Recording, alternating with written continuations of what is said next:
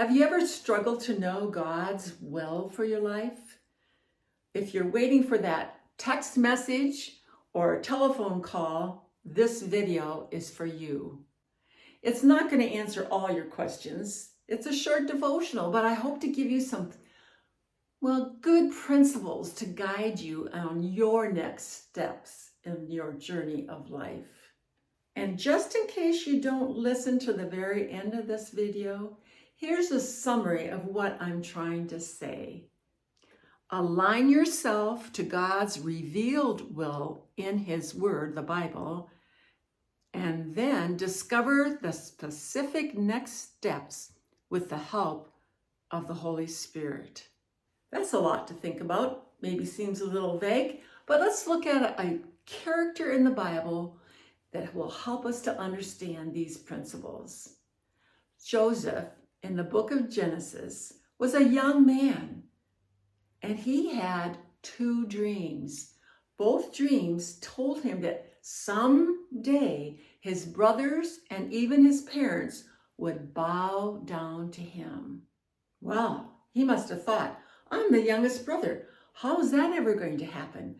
But he was pretty excited, and maybe he was not too wise, but he told his brothers and his father about his dreams.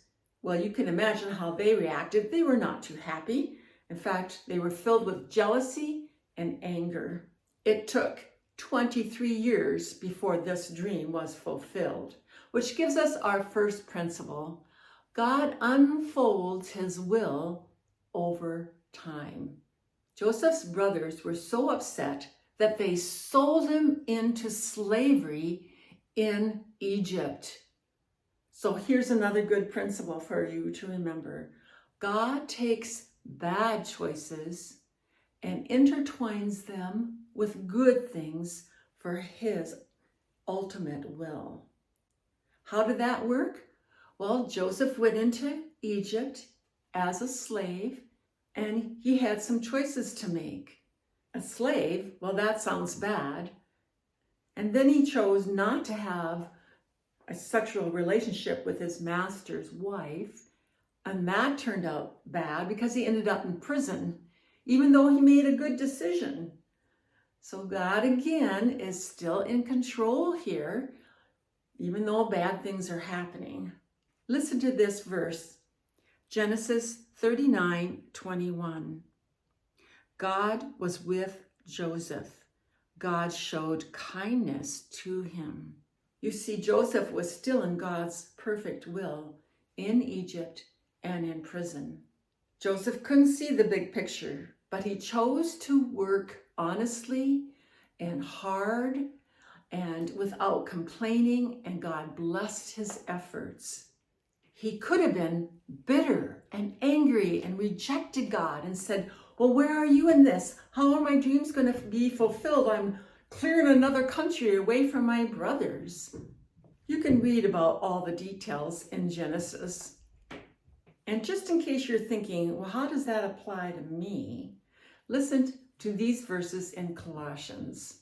Slaves or servants, in all things obey those who are your masters on earth, not with external service as those who merely please men, but with sincerity of heart, fearing the Lord.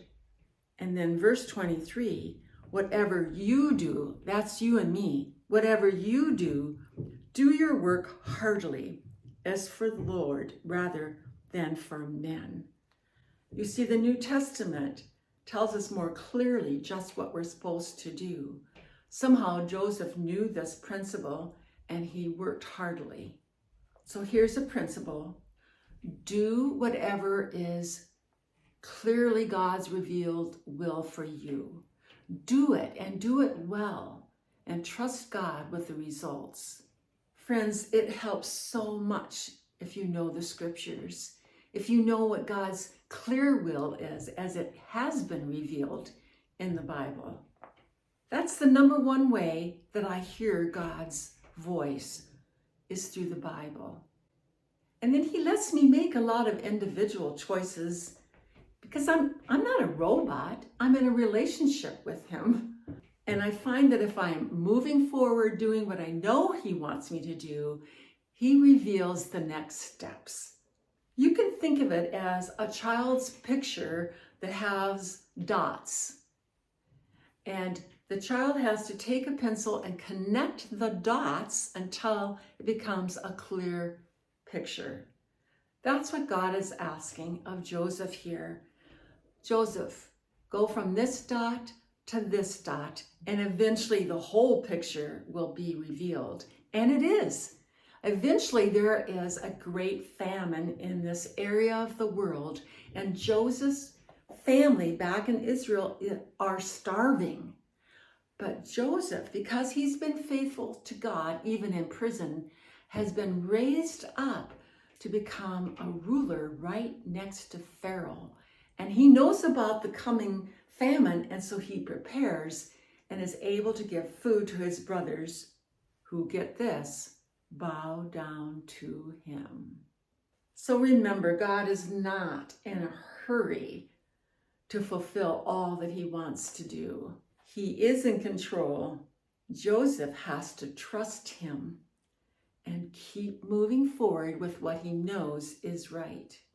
I'm at an intersection in my life as I'm getting older, and I have to make choices about how I use my time, my money, my talents, my gifts. I can learn from this story that I can trust God with all the details and the next steps. I especially like Colossians 4:12. It's a prayer. Stand firm in maturity, fully assured in all the will of God. Stand firm. Be mature and wise, trusting God's ways. And verse 17 is especially meaningful to me right now. Fulfill the ministry you received in the Lord.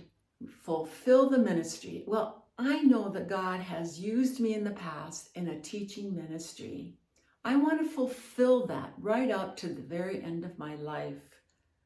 I don't know all the specific dates or the places, but I can trust God. I trust God as long as I am living for his glory, not my own will or some compromised choice, but to just keep seeking him out, and he will direct me. Here's my RX for joy. The number one way I hear God's voice is in his word. God reveals his will in his time. God weaves the good and the bad together for his purposes. Do what you know and do it well. Trust God for the next steps. Let him connect the dots.